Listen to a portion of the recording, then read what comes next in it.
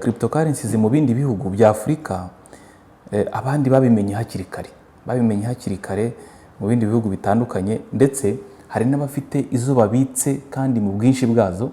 Mu by'ukuri muri uru rutonde icyo nshobora kubonamo nuko uko ndimo ndarwitegereza ndabona nta Rwanda rurimo, bishatse kuvuga ngo turacyari inyuma mu bijyanye n'imikoreshereze no gutunga amafaranga y'ikoranabuhanga.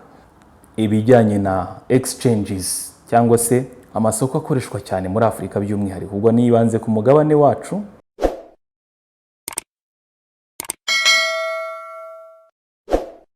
Nabasuhuje cyane mwese mu byubahiro byanyu. Ni Serge ugarutse. Iyi ni Digital Wealth Rwanda, aho tubagezaho amakuru ajyanye na cryptocurrencies muri rusange. Ubu rero nifuje kubagezaho muri Afurika, tutagiye mu yindi migabane y'isi. Muri Afurika byifashe bite? Ese usibye twebwe mu Rwanda cyangwa se nkatwe kuri channel tubahaye amakuru, hari ibindi bihugu byaba byaritabiriye aya mafaranga y'ikoranabuhanga? Ibyo nibyo nagerageje nagira ngo tubirebere hamwe. Cryptocurrencies mu bindi bihugu bya Afurika abandi babimenye hakiri kare mu bindi bihugu bitandukanye, ndetse hari n'abafite izo babitse kandi mu bwinshi bwazo. Ni ukuvuga ngo nko muri Nigeria, igihugu cyitwa Nigeria, miliyoni, nahoze nkora research ndeba, hari miliyoni 22,223 na 791. Uwo ni umubare w'abantu baholdinze cyangwa se babitse cryptocurrencies, bavuga bati nizizamuka mu gihe runaka tuzunguke. Miliyoni 22 z'abantu zirengaho. Abo bantu ni benshi. Bishatse kuvuga ngo muri Nigeria ibijyanye na cryptocurrencies cyangwa se amafaranga y'ikoranabuhanga, bo bamaze igihe kitari gito babizi kandi bazi n'umumaro wayo. Igihugu cya kabiri gifite abantu benshi batunze cryptocurrencies ni igihugu cyitwa South Africa. South Africa, miliyoni 7,712,116. Uwo ni umubare w'abantu baholdinze cyangwa se babitse cryptocurrencies mu gihe kirekire, ibyo bita long term holders, mu gihe kirekire, bavuga bati izi nizizamuka twahisemo tuzashobore kuvunja neza bitugirire umumaro. Igihugu cya gatatu muri Afurika, cyitwa Kenya, miliyoni 6 z'abantu n'ibihumbi 101,599. Uwo mubare w'abo bantu babitse cryptocurrencies bavuga ngo bazazimarane igihe runaka, bazazivunje bishobore gutuma bakira. Mu by'ukuri muri uru rutonde icyo nshobora kubonamo nuko uko ndimo ndarwitegereza ndabona nta Rwanda rurimo, bishatse kuvuga ngo turacyari inyuma mu bijyanye n'imikoreshereze no gutunga amafaranga y'ikoranabuhanga. Rero urugendo ni rurerure mu bigaragara, no gushyiramo imbaraga. Ni ibindimo mu gukundisha abantu iki gisata, abantu bakagikunda kuko hari imibereho naho. Nkuko washakira ahandi uhatana ukora uko ushoboye, naha birakunda, ntihazagire ukubeshya. Birakunda kuko cryptocurrency ntabwo ari scam, ni amafaranga y'ikoranabuhanga. Hari abantu benshi bavuga ngo nagiye ngo mu kintu bita Bitcoin. Iyo uvuze ngo nagiye mu kintu bita Bitcoin, mpita numva ko utumva namba ibintu wagiyemo, kuko Bitcoin ni amafaranga, ni ubwoko bw'amafaranga y'ikoranabuhanga. Ubu se wavuga ngo nagiye mu madolari, ngo nagiye mu mayero? Bitcoin ni amafaranga y'ikoranabuhanga. Iyo uvuze ngo nagiye muri Bitcoin rero ngo ntabwo ari byo, ushobora kuba ari indi business wagiyemo wenda ikoresha ubwoko bw'amafaranga y'ikoranabuhanga wenda mu buryo butari bwo. Kuko Bitcoin uyitunze uyu munsi ufiteho nk'icumi zayo, tumubarira mu bantu twubaha kubw'ukuntu akize. Ko Bitcoin n'ubu tuvugana iri ku bihumbi 20 by'idolari, izo ni miliyoni zirenga 20 z'amanyarwanda. Imwe gusa ni kwivunja. Ni ukuvuga ngo ubwiye umuntu ngo ufite Bitcoin 5, hari ikintu bivuze. Ni ukuvuga ngo ufite hejuru y'ibihumbi 100 by'idolari. nicyo biba bivuze. Abantu bumve neza ibyo bakerensa, ndavuga ubwo bamwe na bamwe. Hanyuma igihugu cya kane nkomeje gifite abantu bamenye kandi banabitse amafaranga y'ikoranabuhanga cyitwa Egypt. 2,372,936. Abo nibo bantu muri Egypt babitse cryptocurrencies bavuga bati izi twaguze zizadukiza mu gihe runaka. Ubwo bihaye time frame baravuga bati mu myaka 2 nta gukoraho, mu myaka 5 nta gukoraho, mu mwaka umwe se, bitewe nuko babyumva. Igihugu cya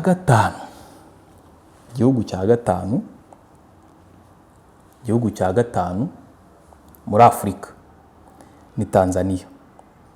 Tanzania hano hirya, Tanzania iri muri East Africa. Tanzania hariyo 2,322,870 miliyoni 2 zirenga muri Tanzania baholdinze cyangwa se babitse cryptocurrencies bavuga bati igihe kizagere tuzivunje, ngo harizo nabo bahisemo, hanyuma tuzungukiremo. Aho ni muri Tanzania. Noneho igihugu cya gatandatu muri Afurika kirimo abantu batunze amafaranga y'ikoranabuhanga biyemeje kuyabika igihe kirekire, igihugu cya gatandatu ni Congo DRC. 2,038,909. Abo bantu nibo babitse cryptocurrencies bavuga bati tuzazivunje mu gihe runaka zitwungure neza. Igihugu cya karindwi, ubwo nabahitiyemo ibihugu 10, ibihugu 10 bya mbere muri Afurika. Igihugu cya karindwi ni Ethiopia. 1,822,726. Abo nibo bantu babitse cryptocurrencies bahisemo mu zikomeye bavuga bati tuzibike tuzazigurisha nyuma y'igihe runaka twunguka. Igihugu cya munani ni Ghana. Ghana ubushakashatsi bugaragaza yuko 1,391,703. Abo ni abantu babitse cryptocurrencies bafite kwizera muri bo ko zizazamuka bakavunja neza. Igihugu cya 9 ku rutonde ni Morocco cyangwa se Maroc. 1,151,520. Uwo ni umubare w'abantu biyemeje kubika cryptocurrencies bavuga bati tuzazivunje nyuma y'igihe runaka. Igihugu cya 10 ku rutonde mu bihugu 54 bigize Afurika ni igihugu cyitwa Uganda.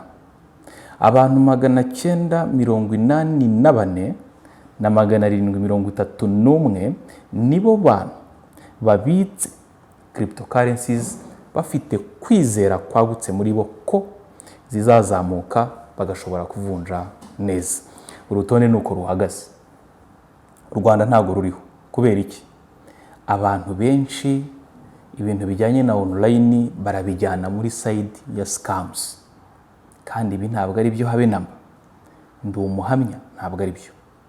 Usibye muri video yabanje navuzemo free coin, ariko hari n'utundi du crypto ngiye nagiye ngura ko nagiye ngira ubumenyi nkagerayo nkuramo atari ntakita menshi, wenda nashyiraho nka 500 akazaba ibihumbi 2 by'idolari, nashyiraho nka 400 y'amadolari akazaba cyatanu gutyo, ariko ukabona yuko ari ibintu bikoreka. Ndi umuhamya yuko bikoreka. Hari n'abandi bahamya benshi bari ahandi hantu b'abanyarwanda bo bungutse binarenze ibi byanjye ndimo kuvuga, bungutse cyane bifatika.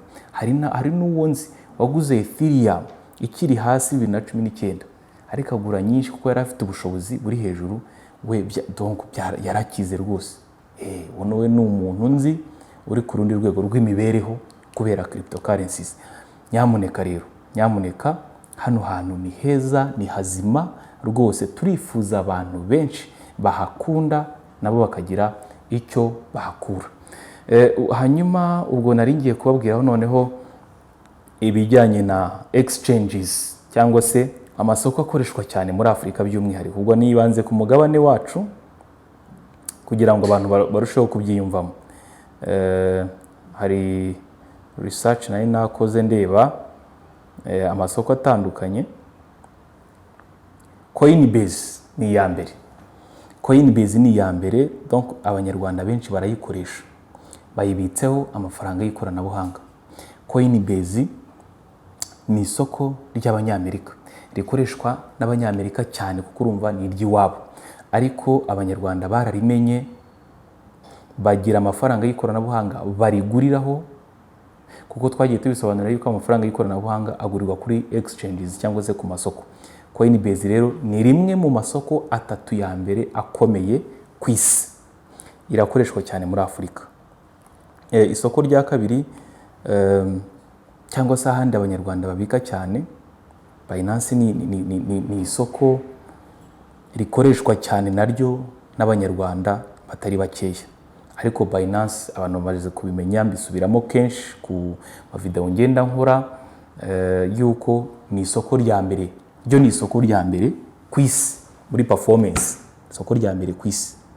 Niyo mpamvu iyo tugiye kubijyanye na KYC kuri iryo soko isa nk'igorana, abantu bamwe bagashaka no kuyihunga kubera ko barimo kubona ko verification ya account zabo isa nkaho irimo kubagora.